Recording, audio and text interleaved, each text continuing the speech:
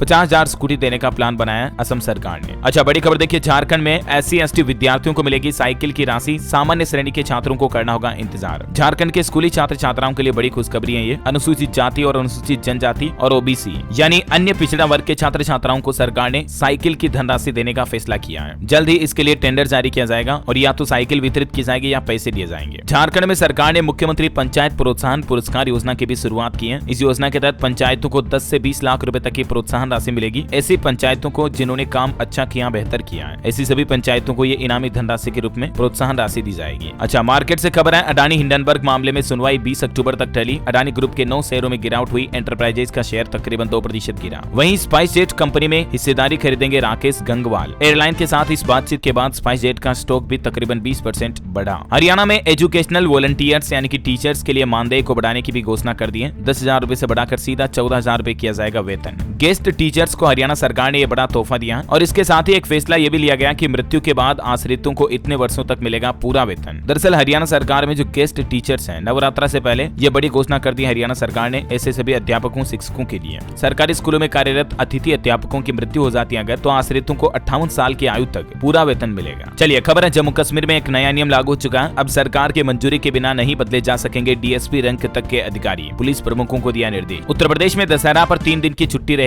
दिवाली समेत साल में बाकी छुट्टियों को लेकर भी योगी सरकार ने कैलेंडर जारी किया। कुछ डिटेल्स आप देख सकते हैं। वहीं यूपी में पराली जलाने वाले किसानों की खेर नहीं। योगी सरकार की तरफ से सख्त आदेश जारी करते हुए कहा कि पराली जलाना अभी भी न माने किसान भाई लोग तो जुर्माना वसूला जाएगा उनसे। 5 से 15,000 रुपए तक जुर्माना लग सकता है, तो ना जलाएं पराली। और उत्तर प्रदेश में शिक्षक भर्ती पर भी एक नया अपडेट आया है। रिटायर्ड टीचरों के लिए योगी सरकार ने बड़ा ऐलान करते हुए एक नया प्लान भी बताया है। सीएम योगी ने कहा कि जब तक नए शिक्षकों की नियुक्ति न हो जाए तब तक सेवानिवृत्त शिक्षकों से ही सेवाएं ली जाए ताकि स्कूलों में टीचर्स की कमी ना हो, है ना। और वहीं इस नवरात्रि में महिलाओं के लिए भी योगी सरकार ने बड़ा तोहफा देने का फैसला किया। रोजगार से 9 लाख परिवारों को देगी खुशहाली। 14 अक्टूबर से ही मिशन शक्ति अभियान का चौथा चरण शुरू हो रहा है यूपी में और इसी के तहत सीएम योगी ने 1 लाख से भी ज्यादा परिवारों को स्वयं सहायता समूहों को सामुदायिक निवेश निधि देने का फैसला किया है। अच्छा खबर है, बिजी टाइम में भी महंगी नहीं होगी ओला उबर कैब। अरविंद केजरीवाल सरकार इस तरह का नया नियम ला रही है। हरियाणा के 50 प्रगतिशील किसानों ने किया उपराष्ट्रपति के साथ लंच। संसद भवन को देखकर गौरवान्वित हुए। उत्तर प्रदेश में स्कॉलरशिप यानी कि छात्रवृत्ति के लिए भी नियम बदल गए। अब ये छात्र नहीं ले पाएंगे लाभ। दरअसल यूपी में यूनिवर्सिटी और कॉलेजों को NAAC और NBA ग्रेडिंग का ध्यान रखना होगा। ये नए नियम सत्र 2025-26 से लागू होंगे और सख्त लागू हो जाएंगे। एक तो यूपी में अब 40 साल से ज्यादा उम्र का अगर कोई स्टूडेंट है तो उन्हें स्कॉलरशिप नहीं मिलेगी। इस नए नियम के मुताबिक जानकारी आप देख सकते हैं ज्यादा। चलिए बड़ी खबर है, बिहार में सवारी ढोने वाले वाहनों के लिए आ गया नया नियम। जल्द करा लें ये काम वरना रद्द हो जाएगा परमिट। दरअसल बस, ऑटो जैसे सार्वजनिक यात्री वाहनों को लेकर बिहार के नीतीश सरकार ने एक नया फरमान जारी किया है। नया नियम मतलब अब सभी यात्री वाहनों में यानी कि टेम्पो वगैरह में व्हीकल लोकेशन ट्रैकिंग डिवाइस लगाना अनिवार्य होगा ताकि होने वाली कोई आपराधिक घटनाओं को तुरंत पकड़ा जा सके। बिना व्हीकल लोकेशन ट्रैकिंग डिवाइस वाले यात्रियों को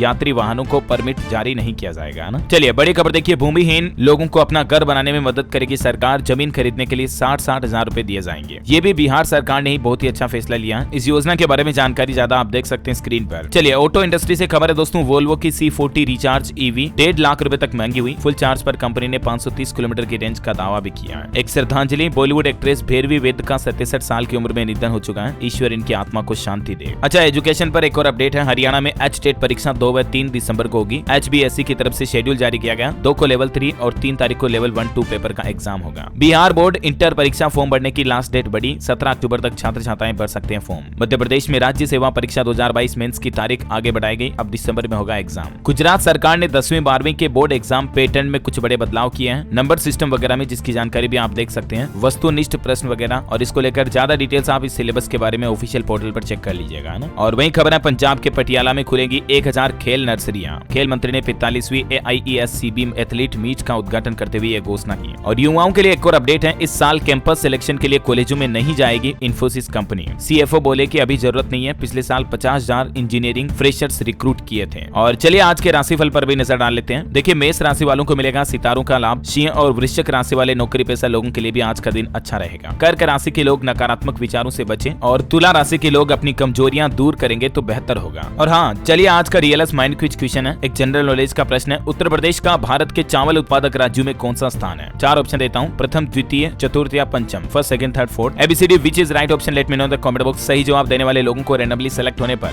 DLS न्यूज टीम की तरफ से एक शानदार सरप्राइज गिफ्ट जीतने का मौका मिलेगा। और इसी के साथ ही अगर आपको वीडियो अच्छा लगा तो इसे लाइक करना, शेयर भी करना। DLS न्यूज चैनल को सब्सक्राइब करके बेल आइकन जरूर दबा देना ऐसी ही महत्वपूर्ण काम की खबरों से अपडेट रहने के लिए। जय हिंद, जय भारत, वंदे मातरम।